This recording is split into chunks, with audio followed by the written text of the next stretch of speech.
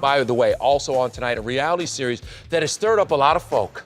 One of my guilty pleasures, one of my favorites, Friday Night Tykes, returns to the Esquire Network. And we have been out in front of this one. Your guilty pleasure features 8 and 9-year-olds subjected to what some would call very harsh, I call it violent, Texas-style football tackles.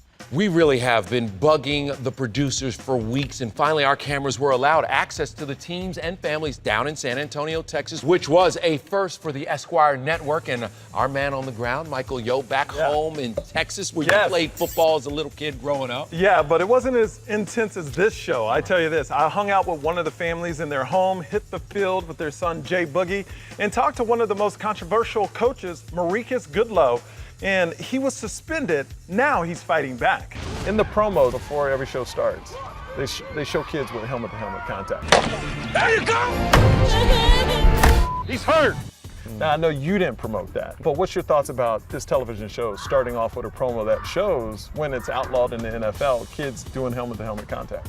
I think the show did that to get their viewers. A lot of people saying, you know, the way you coach is close to child abuse by putting these kids through that. What's your opinion on that? Some of the things, you know, that I've seen did go a little too far. But with us, we don't push our kids or anything that we know is going to be harmful to their bodies or harmful to them in the future. None of us coaches out here want to see any child get seriously injured.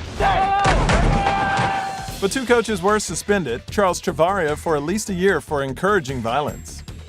Just put it in his helmet, do you understand? I don't care if you don't get up, let's go. And Maricus, who must sit out the upcoming spring season for encouraging profanity. And the profanity, did it shock you how it looked on camera? It did.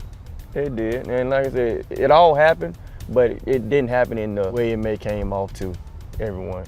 The Rockets. That's all I'm going to focus on is the Rockets. When you watched it back, what'd you see? I just saw myself just being the intensity is going to always be there for me. I just want to scale back, you know, my mouth a little bit. You fight me. I fight you? Yes. Oh, I like this. Oh, look at that. I also met the Armors, Jaden's parents. He's a show standout, nicknamed Jay Boogie. Are you ready for football? Yes, I'm gonna tackle people, bring them to the ground. I want to talk about the coach of the football team. Do you think he's pushing Jaden and the other players too hard at times? No, not too hard by any means. Go to that side and back.